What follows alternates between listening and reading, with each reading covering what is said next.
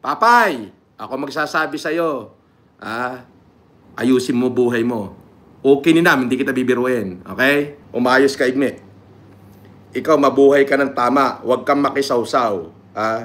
Sa mga hindi mo dapat sawsawan. Uulitin ko, Igme. Buha ka ng ina mo. Konti ka na lang. Hanggang sa pumunta yan sa distrito, dinideclare niyang siya ang pinakamataas na pinuno ng Alpha Kappa Rho ng Cavite. Totoo po ba yun o hindi, boss? Negative. Nakakita ka ba naman ganyan tao? Pag inupuan niya, pag alis niya, kanya na? Ano ibig sabihin na? Pag pinicturan niya yung building, kunyari, nag-selfie siya. Okay. Yung nasa likod niya, kanya. Pag alis niya, kanya. Ganyan ang ugali niya. May nagdi-deliver ng bigas, isang truck na nag-live siya. O, ito yung pamimigay ko noong panahon ng pandemic. Ayun pala, yung truck ng bigas, pumarking lang. Pag alis ng bigas, wala na yung pamimigay.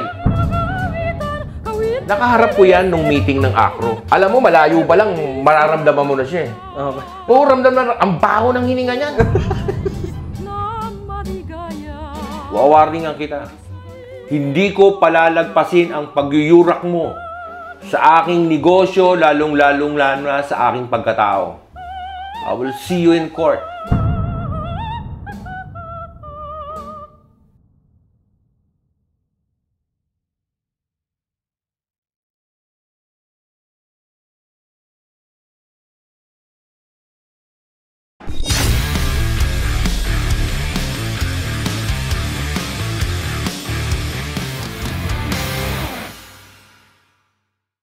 Hinahanap mo ba ako sa Facebook? I-follow mo na ako. Ito ang page ko.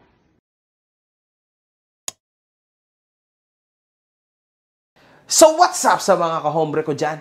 Makagago, what's up man na naman nga pala to. At ito mga kahombre ko. Today mga kahombre ko, eto na ang inaabangan nating lahat. Kasi finally, makakausap po natin si Konsehal Solis mga kahombre ko. AKA si Boss Igme ng Alpha Kappa Rho. At napakahalaga nito mga kahombre ko sa ating binubuong malupit na documentary tungkol dito kay Norman Gusgusin. At sabihin na natin na kay Casper din. Kasi ito pong tao na ito yung malaking piece ng puzzle sa buhay nitong tao na ito. Ang dami niyong question. Kahit ako actually nagtatanong ako, bakit pinagmumura ni Norman Gusgusin si Boss Igme? I don't know. Hindi ko alam. Nobody knows kung bakit ganon. Sasagutin po natin yan ngayon. At mga kahombre ko, tandaan nyo to Hindi kahit kailanman si Boss Igme nagpagitna between sa akin doon sa mga mabubuting babae na in-interview natin nung isang araw. Ayan, si Makabaho, si Makagago, tapos may 4 na babae. At saka ang utak niyan, si Papay. Si Papay na Mongoloid, na si Jimmy Solis na yung maraming galis. Papay, ako magsasabi sa'yo, ayusin mo buhay mo. Okay ni namin, hindi kita bibiruin. Okay? Wala pong kinalaman si Boss Igme doon. Hindi ko rin alam kung bakit niya idinamay si Boss Igme. I don't know. Pero tonight, maintindihan na natin lahat at malalaman na natin lahat ang totoong story. Boss Igme, maraming salamat at ako ay pinaunlakan mo. Sa pagkakataon na ito, mga kahombre ko, ako talaga ang kumonta kay Boss Igme. Hindi siya ang lumapit sa akin, ako yung lumapit sa kanya. Know this, okay? That's the difference. Kasi doon sa mga babae, ako yung kinontak nila. Pero si Boss Igme, ako ang kumontak sa kanya. Okay? So, yung mga tao ko yung kumontak sa kanya. Okay, Boss Igme, gaano mo na katagal kakilala ang tao na ito? Nakilala ko yan 2009. Tumira yan sa Barangay Teniente Tiago. Okay. Ayun, na nagkakawang gawa. Pero hindi yan ACRO Okay. Kasi nung time na yan, dineclare niya na ACRO siya. Hindi ko na matandaan kung anong taon yung nag-away kami niyan. Pangalawang pag-aaway na namin to Nung unang pag-aaway namin, pretending na ACRO siya. Alam natin lahat yon mga kahombre ko kasi ikinontent natin yan kasi merong sulat na nakapublish na matagal na panahon na. Si Boss Igme po ang chairman nung panahon na yon at siya yung pumirma doon. Tama? Tama. Ako yung pumirma nung time na yun, kasama ang lahat ng mga naging chairman ng Alpha Kappa Rho ng GMA Council. Pinabubulaan namin lahat ng mga pinagsasabi niyan na siya ay membro ng Alpha Kappa Rho. Iyon, in fact. Oo, sabihin na natin nakatulong ka sa ACRO. Walang problema doon. Ano-ano na itulong niya, boss? Ang sabi sa amin, wala Sa part ko, sa GMA Council, wala. Okay. Alam ko sa Santa Rosa, nagbagsak siya ng kabang-kabang bigas. Hindi natin alam kung saan galing yun. Okay. Kung bayad ba yun, Kasi alam ko yung mga sistema niya. Kaya yung galit na galit sa akin. Hindi, in fact, nagulat din ako, boss, no? Kasi iba yung tama ng galit niya sa'yo. Kasi parang sobrang galit na galit siya sa'yo. Wala ka namang ginagawa, di ba? Yes, ewan ko dyan. Katulad ng ginawa sa'yo, pinagbantaan ako. Dudukutin. Tinatawagan niya pa ako, sinasagot ko nga yun sa telepono. Pinagmumura ko din.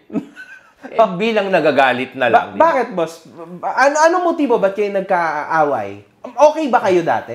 Hindi naman, hindi ko siya kilala. Nung first, ang alam mo tao, pag nakilala mo, nakaharap mo, may first impression ka ng tinatawag Tama ba? Iba na yung unang nakaharap ko siya, ayaw ko na siya. Okay. Ayaw ko na siya. Okay. Pag, yung, parang hayop ba? Pag yung isang pusa, yung isang aso nakaharap mo, lovely, cute, di ba? Kinukuha mo. May nararamdaman ka doon sa hayop. Pero itong taon to, nagmistulang tao, hindi ko talaga siya gusto. Unang kita ko pa lang. Merong kiliti na ginagawang hindi maganda itong tao to. Oh my God. Ayoko manira ng tao. Hindi, boss. Sige. You're just Nilalabas ko lang kung ano yung talagang first impression ko sa kanya. Okay, tama. Correct. Yun na lang. Hanggang sa pumunta yan sa distrito, dinedeclare niyang siya ang pinakamataas na pinuno ng Alpha Kappa Rho ng Cavite. Totoo po ba yun o hindi, boss? Negative. Paano siya magiging ACRO? Ang paluan sa ACRO. Yung 1973. Okay. 1973. 73 ang ipapalo sa'yo. Yung itsura niya, nung taong 2009, parang baka Indian run lang, hindi yan matapos. Hindi niya kayanin yung biga. Paano siya naging ACRO? Baka yung baptize lang ng sampal, tumalsik yung pustiso niyang hindi pa bayad. I'm sorry guys. Napapanood ko siya na ang kanyang ipin ay diamond. Yan po ang pustisong hindi niya pa binabayaran kay Dr. Magbanwa. Opo, matagal po yung nanirahan sa amin. Sa dami... Sa inyo, sa Cavite, sa GMA Cavite. Okay. Barangay Teniente Tiago. Okay. Barangay Nicolasa Birata. Halos. Okay. Dun sa nakatira. Kung ang mutot siya, maaamoy ko na. Okay, gets. Clear. Wala. Kanina, meron na naman akong napanood na napatino niya raw ang buong Metro San Jose. Boss, Ipalo ko yung mukha mo dyan sa GMA, Igme. 2009, pinatino ko yung San Jose. Alam mo yan, ako lang ang taong nagpatino sa lahat ng tarantado dyan sa San Jose. Noong 2009. Tumira ho ko dyan ng 2009, pinatino ko ho yung barangay San Jose na Metro San Jose. Kahit tanongin nyo ho doon sa kapitan na si Joey Suarez. Ako ho nagpatino dyan. Lahat ng mga gang dyan, pinatino ko. Tol, when you say Metro San Jose, that is 5 barangay. Napatino mo yung 5 barangay? Aba, hindi ko alam. Kasi boss, may experience ka dahil konsehal ka ngayon, tama? Yes. So, samantalang mahirap boss, di ba? Nung naging konsehal ako hindi ko alam kung anong aksyon ang gagawin ko para mapatino yung barangay ko lang. Barangay Nicolasa Birata.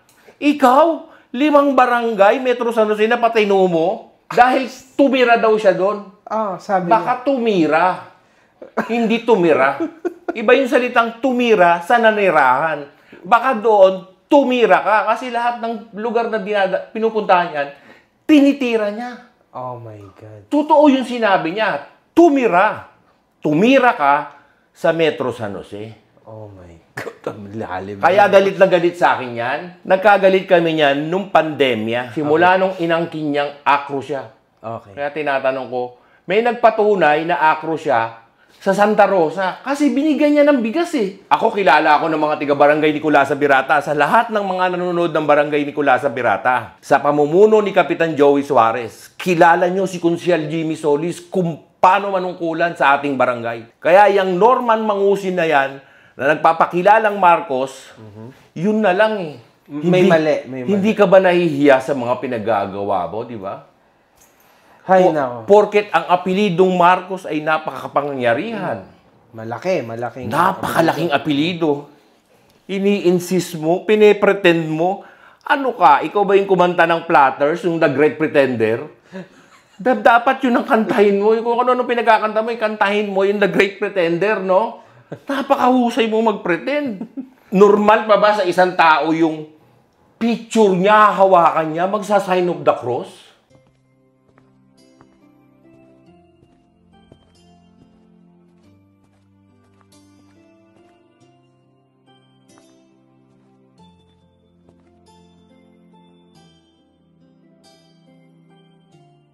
Nagulat niya ako, boss, nung nakita ko yun. Binabastos mo ang aming relihiyon bilang isang Katoliko. Ano bang relihiyon niya, boss? Katoliko po ako. Hindi, siya.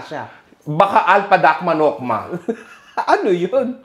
Mahirap magbanggit ng relihiyon eh. May relihiyong baka kulto. Okay. Kasi kung Katoliko ka, Hindi alam mo mo yung gagawin 10 yan, utos ng Diyos? hindi Thou shall not use the name of your Lord in vain. Mag-sign of the cross ka, hihipuin mo yung larawan mo, yung larawan niya, na mukhang tipaklong.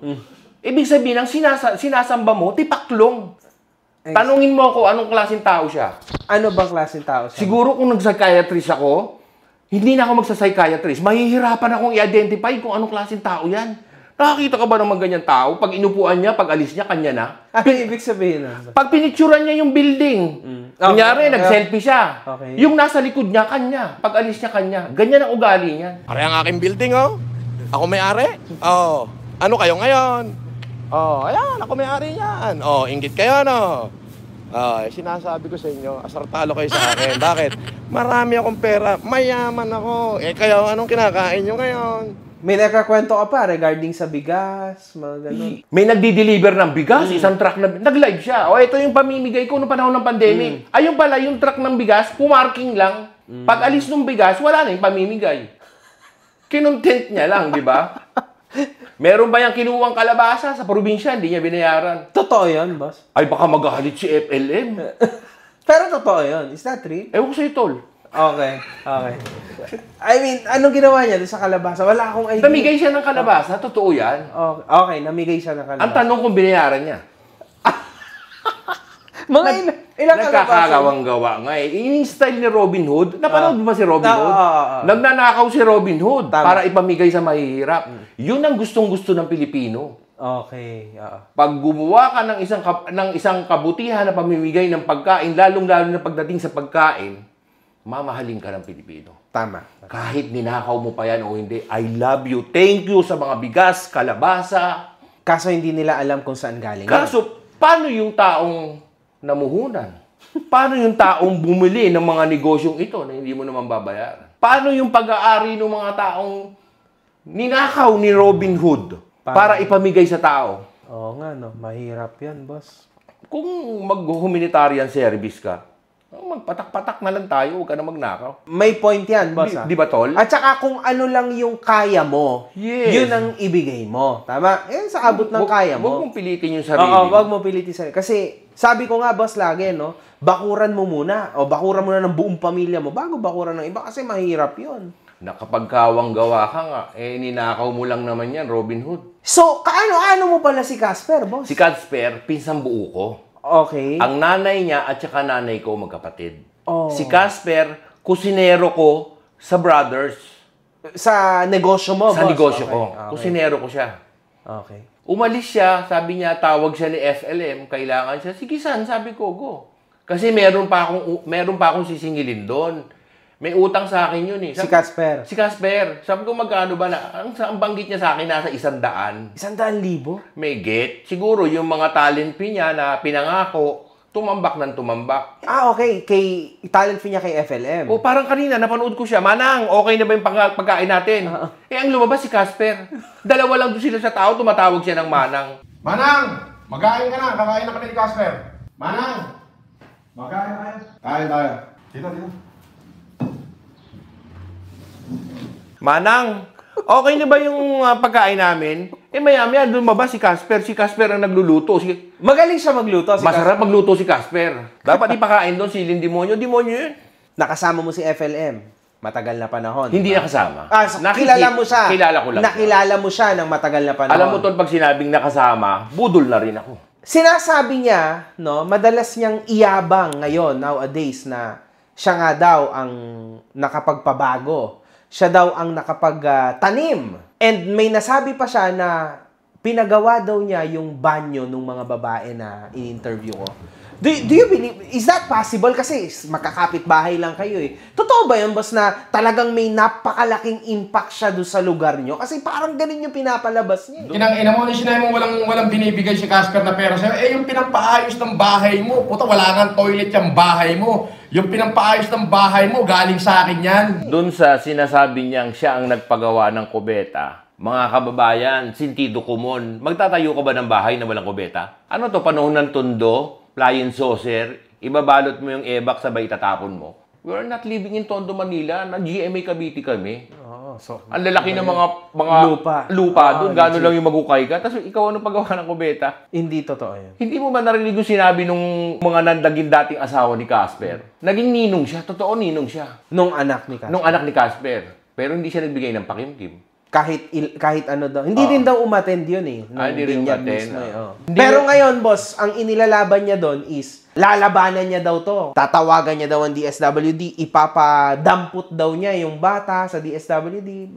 Mga kahombre ko, naranasan ko maging OFW at naging sobrang hirap ng sitwasyon ko. Trabaho, walang katapusan trabaho, at syempre, sakripisyo. Alam niyo yun, yung hard-earned money nyo, wag nyo nang ibibigay pa sa mga pinagpapadalahan nyo ng pera. Kasi sa panahon ngayon, yung mga pinagpapadalahan yung ibang mga application or physical, no, ng pera, napakalalaki ng transaction fees. Kaya dito ka na lang sa TapTap Send. Mga kahombre ko, sobrang nakakatuwa tong app na to. Dahil bukod sa napakatinding exchange rates nito, zero fees pa pagdating sa pagpapadala mo sa bangko at mobile wallets tulad ng GCash at Maya. 95% ng mga transaction ay dumadating agad just within 5 minutes. Napakasulit talaga nito, mga kahombre ko. Now, kung gusto mo mapadali ang buhay mo tulad ng mga sinabi ko, i-download mo na ang TapTap Send. After mong i-download ito, mag-sign up ka na. Pero syempre, mga kahombre ko, huwag mong kakalimutan ang promo code ko na makagago nang magkaroon ka ng extra $20. Totoo yun, $20 sa ipapadala mo sa una mong deposit. Ano pa ang inihintay mo, kahombre ko? I-tap-tap send mo na yan.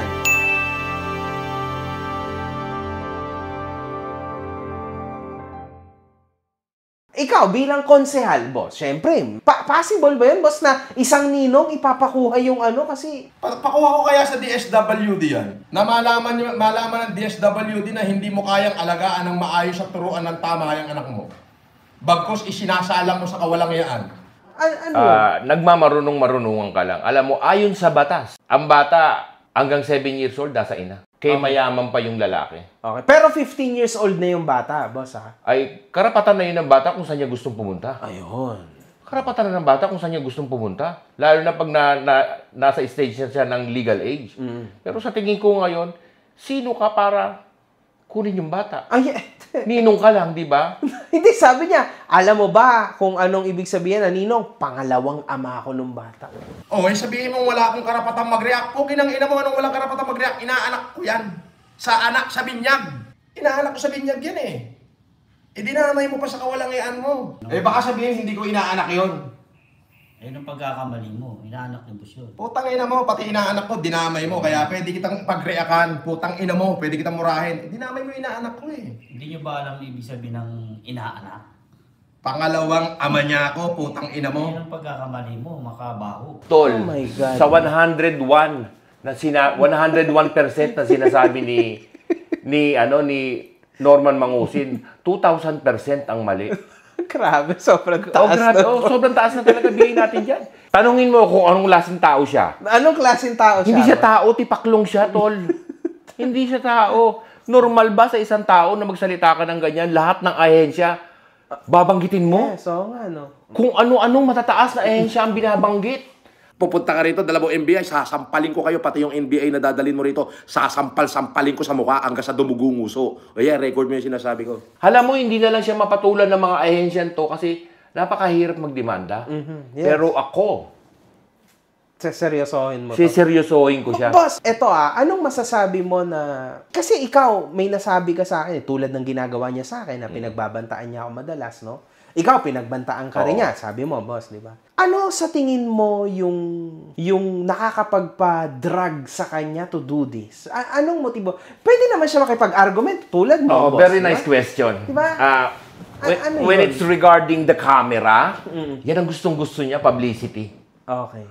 Kahit ano. Yes, kahit sino pa matapakan niya when it's regarding publicity, gagawin niya yan. Siyempre, pagtalikod, ay, eto, maraming views pag ganito eh. Yung nagmumura ako. Okay. Alam mo naman yung mga Pilipino, yung mabigyan ka lang ng saya. Panoorin natin si Dungis kahit na nakakaasar, totoo lang, nakakawala siya minsan ng stress. Nabibigyan niya ng ngiti yung mga tao. Ako natatawa ako sa kanya. Saan ka nakakita ng ganyan tao? Di ba? Hindi, tama. Actually, Kung nawala yung comics nung sinaunang panahon, ito ang pumalit. comedy talaga. Comedy talaga. Oh. Kaya pagbigyan na natin, pero dadaan natin sa legal process. Sa maayos, di ba? Sige, boss. Tol, tama lang yung mag-asaran tayo eh. Oo, tama. Pero yung yuyurakan mo yung puri ng isang tao, katulad nung madalas niyang gamitin, na sinasabi niya yung isang babae daw, POK. Oo. Mukhang pera ka talaga, hindot kang pokpok ka. Isa ka pang pokpok ka. PUK, napakasama. Oo. Babae. Sabihin mo sa camera, buti ka na kung ang nanonood niyan, yung mga kamag-anak lang natin. Buong mundo nanonood. Ayun. Sabihan mo yung babae na... OFW, lahat na, Yes. boss, ha? Legit yan. Yun lang. Tapos sasabihin niya, nag-masteral degree siya. Hindi, ano siya? Doctorate. Doctorate? Humanitarian doctorate. Philosophy. That is of 2,500. humanitarian. Yung ang pangalan, may PhD ba yan? PhD, 2,500, makakakuha niyan, tol. Gusto mo, kuha na kita mamaya pag uwi natin eh. 2.5? Hindi yan ina-acknowledge ng Shed. ng shed. Hindi Hindi yan ina-acknowledge. Hindi nga. Ang nag-acknowledge lang yun dyan, yung mga abnormal na katulad niya. Kahit kanino abogado ka magtanong, yung PhD nila, sila lang nakakaalam yan eh. May sinasabit pa silang akala mo mga mason, no? May ang galing. Ano kaya yun? Siyempre, yung mga mahihirap, wow! Di ba? Pero tayong may kaalaman. Top-notcher daw siya, boss. Wow! Di Sabi niya, ba? top-notcher, sabi niya. Yung mga, hindi naman ako sa Nambababa ng degrade ng tao. May mga kababayan kasi tayong kulang sa education. Sa edukasyon, kulang sa akalaman, walang ginawa kung hindi manood na lang ng TV, sarili teleserye, comics. Nagbalik si Norman, bumalik ang comics, bumalik ang katatawanan. Wow! Palakpakan ng mga ogag, di ba? Ay, kanya, taos pala pinag-aralan nito, PhD, no? PhD. Akala ba yung PhD nila? Yung panghugas yun ng Pang-iwang ng puwet. Feminine wash yun. Ito mas malala mo. Hindi, sige. Nakakatawa to, boss. Pero sige. Boss, gumaganti lang. Madalas, tina-trash talk ako eh. Hindi, pero hindi ka nang tatrash talk, boss. Hindi. Like, you are actually acting natural. Okay, tayo nagkakwentuhan nagkakakwentuhan lang tayo. Nagkakwentuhan lang naman tayo. Ngayon, boss, after ng segment niya sa akin, 2 araw akong nawala. So, ang dami niya sinasabi, no? Hanggang sa dumating sa point na kumalat. Kasi na-story nung mga babae na yung mga trabahador ninyo na nakasama nila ako. And then, automatically, nag-rage siya, nagalit siya. And then, dun ka niya na pinoint out. Nagulat. Can you tell us bakit kaya gano'n? Nag-start siya nung nag-post ako ng larawan. Okay. Nakasama siya at saka yung isang tao. Ginrab ngayon ni Food Genius. Okay. Kasalanan ni Food Genius no? Ginrab niya yan Nire-post niya. So, sumabog. No? Sumabog. Eh, ang unang nag-post niyan, ako. Trending eh. Oo. Trending, ang dami nag-share, ang dami nag-grab. Kaya mo lang sila. Nag-trending. Eh, nakitrending to si Pugenius. Sino ba yung Pugenius na yan? Sabi ko, nadadamay ako sa mga ginagawa mo. Ganun-ganun kami. Sabi niya, boss, matagal ko nang tinitira yan. Sabi matagal niya, na, boss. nung sa TikTok pa lang. So, sinare ko sa kanya yung conversation namin ng TikTok na, ito rin yung isang naging kakampi ko na marami ring, dahil nga, sikat na sikat si ano nun eh. Si Kalabasa eh. Walang ginawa ko, di mamigay ng kalabasang denenggoy dun sa Tarlac yan. Hala, hakot ng kalabasa. Hindi pa pala bayad, no? Grabe. Well, anyway, thank you, di ba? Kasi nabusog yung mga kababayan. Nabusog naman. Oh. Kaso problema, yung may-ari. Yung nagninegosyo, wala na. Tambak na ng utang. Gumawa ka ng kawang gawa. Yung nagninegosyo, lumubog sa utang. Delikado, nakakaawa naman yun, Oo, boss. no? Sa kamustahin natin siguro, pag one day ma-interview ko rin, boss, mas okay. Puntahan natin yung Tarlac. Parang, Kilala mo yun? parang alam ko yata, parang yung kinuha na niya ng kalabasa, hindi. Hala, natain na si ano sa galit, si FLM. Galit na galit siya. Lalo na pag nakikita ko, this is my first time, tol. Oo. Maraming salamat, boss. Dahil inimbita mo ko. Oo, totoo yan. Inimbita ko siya talaga. Kanina nga natatakot ako, sabi kong gano'n, tawagan mo ko bago ako sumama. Diba sabi ko? legit. Tapos sabi pa nitong isang driver, boss, hindi ka raw nag-chat kay MJ. Ayun pala sa isang account, no? Sabi ko, loko tong mga to, baka iba na to. Kaya sabi kong gano'n, Actually, sabi ko sa driver mo, tawagan muna ako ni Jason. Tawagan mo muna ako, ni Makagago, bago ako sumama, di ba? Legit. Medyo kabado kasi si boss kasi syempre. Hindi kaya ko naman lumaban, kaso pag marami kayo, talo naman. Kalokohan yun. Kalokohan yun, di ba? Ano ba yung mga hobby ni Norman doon sa inyo? Ano yung mga hobby niya gusto niyang gawin? Trippings niya kasi nakasama niya, isang pisa lang kayo, kumbaga barangay, di ba? Usually, everyday. Kapag ka magkakapit-bahay kayo, everyday kayo nagkikita, yung mga gano'n. Siguro pwede kong banggitin si Kapitan Lauderes. Okay. Ayan, ngayon, galit din sa kanya dahil niloko niya. Uy, kapitan nyo doon? Dating kapitan ng Barangay Teniente Tiago, doon mismo sa barangay na tiniran niya. Oh. Nakaharap ko yan nung meeting ng ACRO. Alam mo, malayo pa lang, mararamdaman mo na siya. Okay. Oo, ramdam na, ang baho ng hininga niyan. Grabe yan, boss. Ay ako, kilala mo, siyempre, si-shoutout ko yung Miracle kay dentist sa Musuela. Okay. May dentist talaga ako. Siya, nagka-dentist, nagpagawa ng pustiso, yung sinasabi niya, diamond yung ipin niya. Ngeta, hindi yan totoo. Pustiso lang yan, baka dinidikit niya lang ng epoxy. So, bakit pa meron siyang video, boss, na ginagana niya? So, bakit hindi natatanggal? Baka nilagyan ng Bulkasil. Ano ba yung pandikit, tol? Yung denta... Mighty Band? Hindi, may pandikit ng pustiso. Rugby? Rugby? Baka nagra-rugby din siya. Lap trip ako. Hindi ko alam yan, boss. Sige, kalimutan natin yung ipin. Kasi ulitin ko sa'yo, yung ipin niya, utang yan kay Dr. Magbanwa. Dahil utang, malayo pa lang siya, ang baho ng hininga niyan, tol. Okay. Patay ka ngayon sa galit. Shoutout kay mga usin, huwag kang magpaka-high blood. Ayaw ka pa naming madisgrasya. Dahil ang mga kababayan namin nalilibang sa'yo. Pero mga kababayan, huwag nyo na pong pangarapin na makausap yan si Mang Usin. Ang baho po ng hininga niya.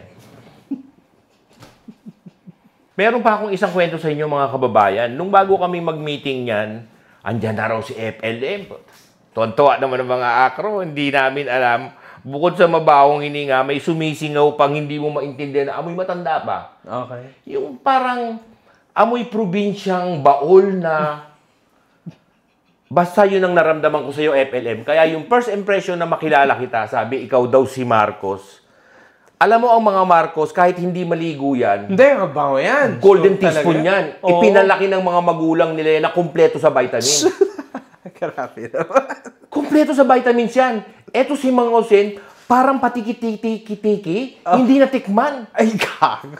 Sobrang delikado yan. Dito, dumako naman tayo sa kung bakit ka pumunta dito. Kasi yung mga naunang yan, syempre, okay yan, good yan. Pero dito na tayo sa seryosong bagay. Ikaw, Igbe, sasabihan kita, eto, live to. Ayusin mo buhay mo, animal ka. Ipaparade ko yung club mo, ipaparade ko sa karamihan pagka hindi ka tumigil sa katarataduhan mo. may putahan ka, igme. Binabantaan kita. Binabalaan kita. Taniman kita ng mga taga-krami dyan sa club mo nang malaman ng mga taga-krami na may hindutan ka dyan sa loob ng club mo, may illegal sex trade ka dyan sa club mo. Umayos ka, igme. Ikaw, mabuhay ka ng tama. Huwag kang makisawsaw. Sa mga hindi mo dapat sawsawan. Uulitin ko, igme. Buha ka ng ina mo. Konti ka na lang. Ipaparade ko yung club mo, maniwala ka. May illegal sex trade ka dyan sa club mo, di ba? May VIP ka dyan, dyan nagkakaroon ng malalaswang gawain, di ba? Dyan sa club mo. Ano? Gusto mo taniman kita ng tao dyan? Para mabidyohan yung mga kalaswaan sa club mo? Boss, anong masasabi mo ngayon na napakatindi ng mga aligasyon na ibinato sa'yo nitong si Norman Gusgusin? Like, sobrang tindi to the point na meron daw nagaganap na kailigalan sa iyong bar. Pwede mo bang ikwento from the start kung paano din nag-start yung bar mo? Ganito? Yes. Kaya ako pupunta dito at pumayag sa'yo sa tawag mo sa akin na ma-interview mo ako. Dahil doon na rin, maraming tumawag sa akin na mga tropa at saka mga matataas na tao na it's libel. Napakalinaw na libel. Sobrang linaw, boss. Sobrang linaw. Grabe Kaya, yun. hindi naman ako mag-iisip pa. Maybe tomorrow, pagkatapos ng ating interview at ating magandang pag-uusap, magsasampa ako ng kaso. Okay. Can you explain us, boss, kung saan nagsimula yung bar mo, paano nagsimula ang bar mo, and paano niya ito nasasabi? Nagsimula yan 2017, panahong nagja-Japan pa ako noon. Okay. Nagigemba ako. Nag-work ka sa Japan? Nag-work ako sa Japan, tumatakas, alam mo na. Yung mga kapatid ko, at saka yung bayaw kong isa na mahilig din magbar pag nasa Pilipinas, binigyan ako ng konting puhunan para maitayo yan. Oy. Nagsimula ako sa kalahating milyon na ibinigay sa akin kasama ng mga naipon ko sa Japan. 2017, paunti-unti. ABCD yan eh. Nagsimula ako sa A eh. Nakuha ko yung B, nakuha ko yung C, nakuha ko na yung buong building. That is ABCD na. Wow. Paunti-unti. Nag-start ako sa 10,000 lang ang permit lang dati. Yan, katulad nga yan. Pinakita ko sa yung permit ko. Ito. Yes. Yung sinasabi niya illegal. Illegal, boss, ha? Sabi niya, very clear. Tatagal ba ako ng 8 taon kung meron akong illegal? Yes. At saka yung sinasabi niyang VIP. Nung pumunta siya sa bar, na sinasabi niyang inaalok ko siya, wala pa akong VIP nun. Di ba may putahan ka dyan, yung brothers? Di ba? May hindutan dyan eh. Nung nagdalaw nga ako dyan dati, inaalok mo ako ng babae. Dyan ako nakamutirahin, hindi lang ako pumayag eh. Di ba? Hindi lang ako pumayag kasi hindi naman ako napatol sa mga babaeng galis-galis din na katulad mo, di ba? Katatayo lang ng VIP ko. Ipapadala ko sa iyo ang picture ng loob ng VIP ko kung gaano kaselan. 2 ang CCTV, kaya yung sinasabi niyang kalaswaan na gagawin daw at inaalok ko siya. Nung makita kita, ayaw kitang kahusap dahil ang baho ng hininga niya, boss. Tapos aalokin pa kita? Paano kitang aalokin? Hindi ka nga nagbayad. Okay. Saan, boss? Saan siya? Sa bill nila. Okay. Sa bill, hindi siya nagbayad. Parang ang nag-abot sa akin ng pera si Casper. 500. Kapalit nung, hindi ko naman inuutang sa San Miguel Beer yung alak ko, boss. Oo, hindi ko naman inuutang sa palengke yung pulutan ko, boss. Tapos hindi mo ko babayaran. Gaano karami ininom nila, boss? Hindi ko na masabi. Matagal na pa. 2017, anong taon yun? 2018, mga ganon. Grabe. Marami. Basta marami. Marami silang tropa eh. Kasama si Ingkong, kasama si Casper. Kami okay kami. Babanatan ko nga sana yan noon kasi ayaw magbayad eh. Grabe. Oo. Ang sabi niya pa sa waiter, pakibandayan yung kotse kong bulok. Kasi may isang sakong pera. Tapos nung magbabayad, walang pera. Isang sakong damo pala ang dala. Kasi nga, si Norman ang kinakain pag natutulog sa sasakyan, yung damo. Ayan pala ang tunay na kinakain niya. Kaya pala may isang sakong damo, sabi niya pera. Okay. Hindi lang nila pinaalam sa tao na yan pala pag nagugutom, damo kinakain. Nakita ko nag-live na naman kanina, no? ano ba yung... Masarap magluto si Casper, pero pag walang budget, walang sarap. Oo naman. Nakita ko yung mga condiments. Kanina nagluluto si Casper. Parang pinaalis na yata sila sa casino, tol. Lumipat sila ng bahay. Medyo maayos naman yung bahay, nakita ko sa live. May 3 pirasong condiment, 4, 5, 6. Sabihin na natin 10. Pero Parang kulang. sinasabi mong mayaman ka, tapos ganyan yung itsura. Tapos yung kalan, mga 750, let us say 600. Pero pag ganung mga second hand na, alam mo naman yun, di ba? Parang, hirap na hirap pa sila yata magsindi. May tinatawag pa siyang manang, no? Piling kunyari, may yaya, manang, ang lumabas si Casper. Puta ragis. Hindi. Ano makagago, ginagago nyo ba tayo, no? Makagago ka na nga, ginagago ka ba? No? Hindi ko alam, boss.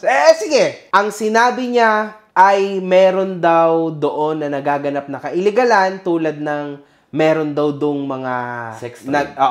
Sex trade. mga nag-aanuhan, alam mo na 'yon, kung ano-anong kalaswaan, kabulastugan na nangyayari sa loob ng bar mo. Totoo ba 'yon, boss? Igpe? Siyempre hindi. Hindi. Okay. Alam ng kapulisan ng Silang Cavite kung gaano kalinis ang aking bar. Madalas ang pulis nagche-check doon, tama? Madalas kasi nga merong operation bakal sa Silang. Madalas na nandun ang mga pulis. Nice. At saka napakaraming CCTV sa bar. Ilan ang CCTV mo, boss? 7, 8, 9.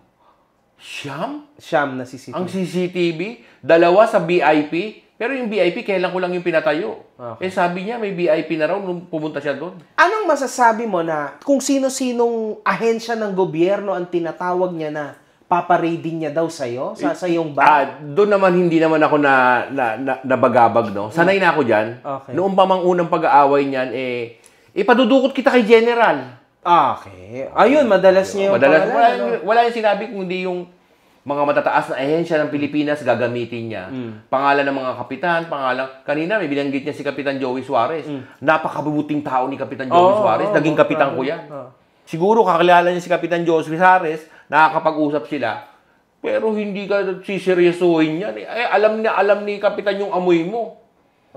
Napagkwentuhan na namin yung amoy niya. Bukod sa katawan, iba yung sa bitaw ng bibig. Alam niya ng buong Metro San Jose. Si Ingkong pag nagla-live sila. Bakit si Ingkong nasa likod lagi? Akala mo yung pusang, di ba? Kasi nga, minsan nakikita mo si Ingkong gumaganon. Siyempre siguro nasasuffocate na siya dun sa... Ako ba naamoy mo yung... Eto, pag mabaho ang hininga natin sa isa't isa, dito sa kulob na kondo, maaamoy mo ko di ba? Tama. Kung si Madungis, FLM ang kausap mo, baka hanggang dun sa terrace nakarating ang amoy. Grabe, so delikado pala. Delikado, ang baho ng hininga niyan. Nakakahilo. Shoutout sa'yo, baka gusto mo naman bumili ng mamahaling toothpaste, hindi mamahaling tubig, no? Ay, grabe. Grabe yun, boss. Tataniman daw niya ang iyong bar na mga pulis para makita daw yung mga illegal na ginagawa mo sa loob. Kalaswaan. Anong illegal, kalaswaan? Anong masasabi mo doon? Alam mo yan si FLM, mahilig yung magsalita ng ganyan. Gagamitin niya talaga kung sino-sinong pangalan, kung sino-sinong itatanim. Lahat ng mga nasa isip niyang kanyang ginagawa, eksperyensado yan. Ibig sabihin yung pagtatanim, talagang trabaho na nila yan. Oy, grabe. Oo. I mean, Ayoko na lang masyadong lumalim yung usapin natin. No? Kayo na lang mga kababayan ang umunawa o umintindi dun sa sinasabi ko. tama. Kung ano yung naririnig nyo sa kanyang bibig, yan talaga ang gawain yan para magkapera. Oh. Teka, Bukod sa lupain, ha? ano bang ibig niya kayang sabihin sa tataniman daw niya ng pulis? Yung iyong bar, parang bubulilyasuhin ka niya, gano'n. Gagawan niya ako ng masama para, siyempre nga, naaasar siya sa iyo, na nadamay ako, para makaganti siya. Gano'n yan. Puro pananakot, di ba? Tama. Anyway, kung papasukin naman nila yung bar, ready naman ako. Kumpleto ako ng papeles hanggang BIR. Tama. Ayan, papakita natin lahat. Yes. Alam din ng kapulisan ng Silang na malinis ang aking bar. Siyempre, boss. Oh. Ni yung sumayaw ng hubot-hubad na sinasabi niya, Hindi mo ginagawa. hindi ko yung ginawa sa magsasyam na taon ako. So, ano yung mga trabaho ng mga babae sa bar mo, boss? Parang sa umisi lang sa Japan. Entertain lang sila. Okay. Ang iinumin nila, light na beer, Okay. at saka juice. Okay. Yun lang. Hanggang doon lang, hanggang entertain lang sila. Bawal silang lasingin kasi mayroong mga customer na pwede ba silang Red Horse. Andyan po sila para mag-entertain. Pag nilasing mo yan, sino pa mag-entertain sa'yo? Ako. Oo, tama. Diba? Ayun pala. So, actually, yung activity ng bar mo is normal. Pasok siya sa normal. Pwede tama? pumasok ang babae. May mga abogadong pumapasok doon mag-asawa, doon nagiinom. May mga abogado. Alam na may ni attorney yan, doon sila nagiinom. Hindi ko nababanggitin yung mga nakaupo sa politikang mayor na sa akin din nagiinom. Alam nilang malinis yung barko. So, sikat yung bar mo talaga sa inyo. Kasi pwede ang sino man na makapag-inom, wag lang yung bata. Pwede ang bata, basta kakain lang. Pero pag may kaharap na bote ng alak, hindi ko pinapayagan. Bawal yun. Pinapapasok ko sila kung kakain po kayo, may kasamang bata, doon po kayo sa VIP. Bawal din po kayong serban ng alak. Kasi may bata eh. Tama. Hindi ko maintindihan. Ano kaya yung illegal na pinagsasabi ng tao? Alam mo, pag may galit ka sa isang tao, lahat ng paninirang masasakit na salita, gagawin mo para yung kabila mag-collapse. Akala naman niya magko-collapse tayong dalawa. Hindi natin gagawin yun. Sa nakikita ko mga kahombre ko, itong tao na ito, talagang respeto, no? Sobrang matikas to, mga kahombre ko. And I don't think na sa totoo lang, he's given us a good time. Tawa tayo ng tawa dito. But this guy is strong. So, hindi ito kaya ni Norman Mangusin. I really believe in this. Hindi niya ito kaya, mga kahombre ko. Kahit siguro takutin ko to ng paulit-ulit, hindi ito kakabahan. Baka hindi rin to tindigan ng kahit isang pirasong balahibo, mga kahombre ko. So, I don't think na e-epekto yung mga ganyan kay Bossing. Siyempre, bago natin tapusin yung ating pag-uusap, andyan na rin ako sa harap ng camera. Nais kong magbigay ng mensahe kay SLM. Okay na yung ginagawa mong pagbibigay ng pagkain doon sa mga nagugutom. Saludo ako dyan. Pero yung gagamitin mo, yung ngalan ng Alpha Kappa Rho para i-declare o i-pretend mo yung sarili mong akro ka, na binigyan ka noong 2009 habang ako ang chairman ng GMA Cavite, hindi ko yung papayagan. Hindi ka legit na akro. Tandaan mo yan. Hindi ka tunay na akro, hindi ka membro ng akro, at lalong hindi ka mataas na opisyales ng akro sa buong Cabiting sinasabi mo. Sa aking mga kapatid na Alpha Kappa Rho, isang magandang pagbati po sa inyong lahat in behalf of Jason Makagago, at magpasalamat po tayong lahat sa kanila, sa kanya. Saludo po kay Makagago, sana naging brad na rin natin siya. Are you also Hindi, boss, wala fraternity, not a member of fraternity, pero napakabuting tao po. Kaso boss, hindi ko kaya. Pag pinalo mo ako, wala na, game over na ako. Habang nasa sasakyan kami, alam mo, ang tao, first impression pa lang, mararamdaman mo na ang buti sa loob ng kanyang puso. Maraming salamat po, Makagago. Maraming salamat po sa sumusuporta sa akin, sa Alpha Kappa Rho. Mabuhay po kayong lahat. Long live Alpha Kappa Rho. Long live National Ground Council. Mag-akbay-akbay po tayo. Magsama-sama po tayo. Labanan po natin ang mga nagpapanggap na fake akro. Yung pinaghirapan nating innovation, huwag nating baliwalain. Maraming salamat po. Long live the Alpha Kappa Rho. So boss, ngayon, meron ka bang huling mensahe para kay Norman Mangusin? Kung meron man, pwede mo nang sabihin yun yan. Ang mensahe ko kay Norman Mangusin, yun, maraming salamat sa pagtulong mo. Kung totoon tumutulong ka sa ating mga kababayan. Talagang nakaka-touch. Alam mo naman ang ating mga kababayan, pag may Robin Hood na lumabas, lahat yan ay sasang-ayon pa sa'yo, di ba? Tama, correct. At nagpapasalamat din ako sa'yo at nalilibang ang marami nating mga kababayan habang pinapanood yung katatawanan mong video. Subalit, wawarningan kita. Hindi ko palalagpasin ang pagyuyurak mo sa aking negosyo, lalong-lalong na sa aking pagkatao. I will see you in court. Kung ikaw sinasabi mong ipakukulong mo kung sino-sino, ako ang isang bababang taong magpapakulong sa'yo. Hintayin mo lang.